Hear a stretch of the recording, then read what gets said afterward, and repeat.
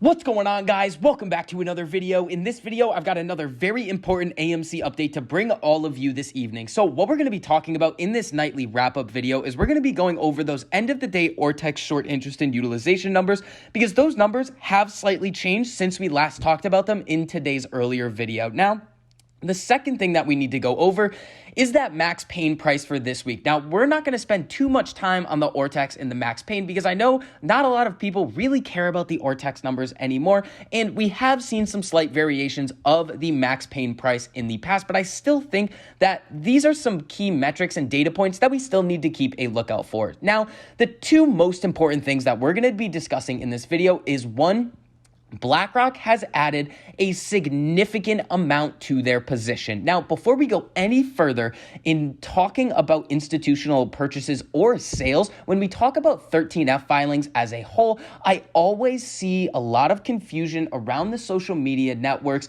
that people think that when these filings come out, that the purchases or sales happened that day. That is not the case. When we're looking at these 13F filings, all of these purchases or sales were made in the third quarter. So they were not today, they were not this past week, they were in the third quarter. But again, we are seeing a lot of institutional purchases, and we're also going to touch upon the fact that some of these institutions could be loaning out shares, but the data doesn't really suggest that that would be the smart thing to do for them right now. Now, the second really important thing that I want to talk about are these statements that the Fed made today about AMC and GameStop and these quote-unquote meme stocks causing financial instability. This is a wild statement for the Fed to make.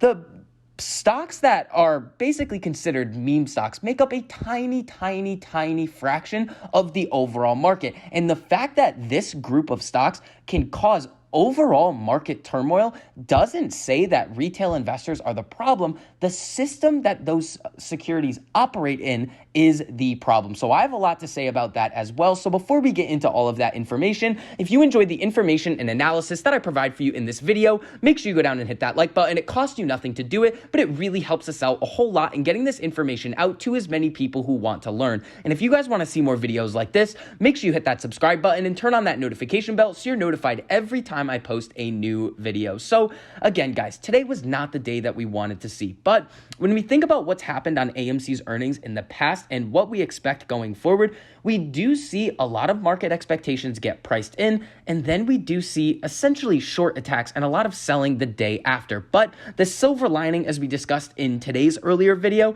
is that over the next couple of weeks, if we are going to abide by what has happened in the past quarters, we should expect to see some movement to the upside. Now, coming over to this Ortex update, we're seeing the utilization at 85.77, and the short interest ended the day, according to Ortex's estimate, at 16%. Now, a lot of people are, including myself, are really thinking, how is the short interest going to fall 3.3% today on a day that the stock falls 12%? That doesn't make a whole lot of sense. But we are going to be getting the exchange reported short interest numbers soon, so we could end up seeing these estimates that Ortex has increasing. Now, coming over to what the max pain price for this week is, $40 a share. So what that means is that is going to be the price that the most amount of options contracts are expiring out of the money, hurting options buyers and helping market makers the most. But again, remember, the market makers have a very honestly terrifying situation coming up in January. And if you guys want to learn more about that,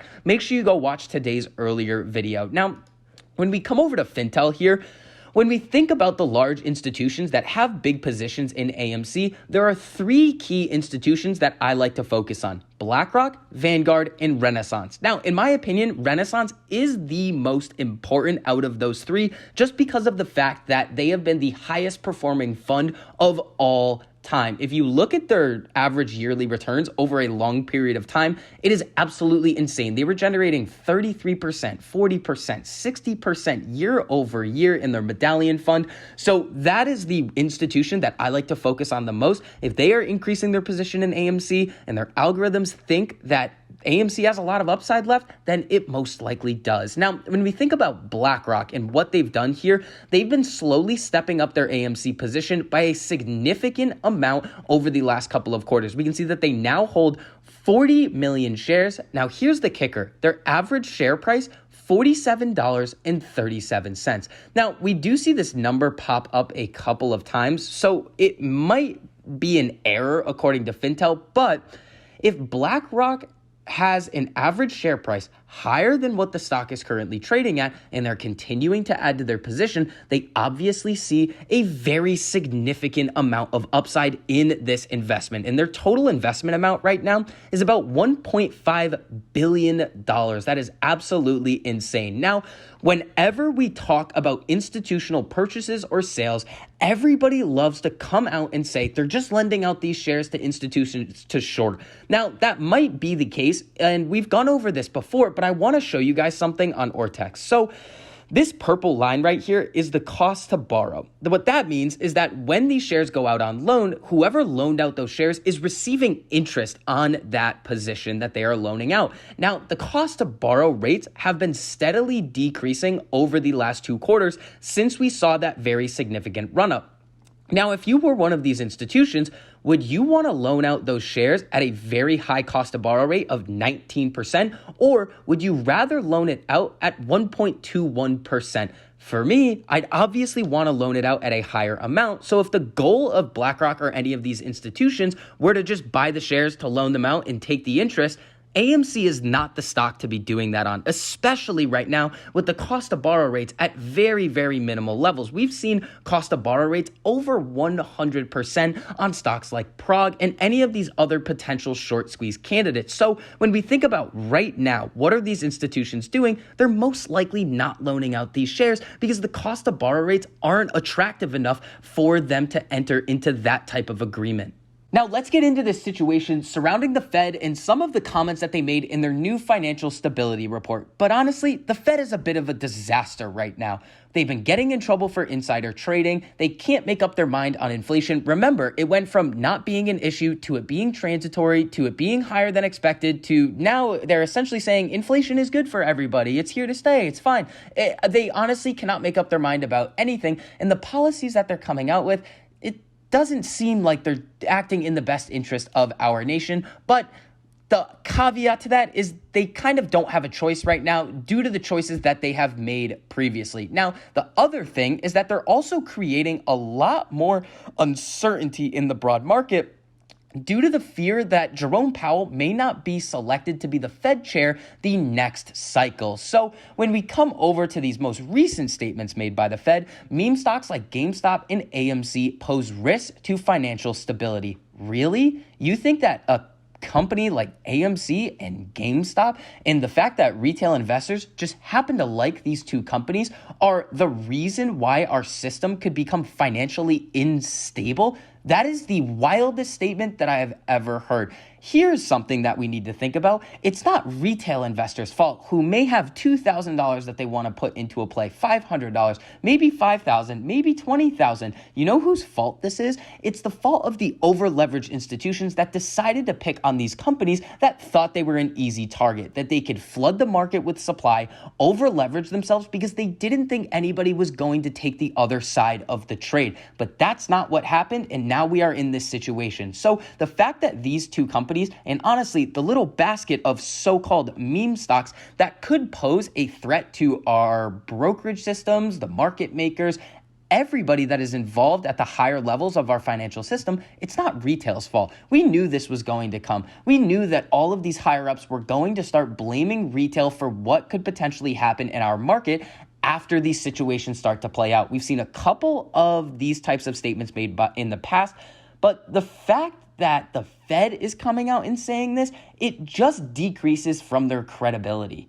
Now, the Fed can make statements like this all day, every day, all they want. But that does not change the fact that there are underlying problems, severe underlying problems, in the way our market structure is set up and how it functions at the current time. And none of these problems were caused by retail investors. The retail investors just made these issues easier to see and put them right out in the open. But you know how we start to solve this? We increase reporting transparency. We see the outstanding short interest on all of these stocks, not just on a 2-week basis, but every single day. Now, we do have FINRA 21-19 that is working to increase the short sale reporting transparency, and they do actually include those synthetic short positions that can be achieved through the sale and the buy of options, through all of those different derivatives. And that is progress in the right direction, but we're going to need to see action. Now, this is kind of on the other side of what we are here for in terms of this cause on AMC and GameStop.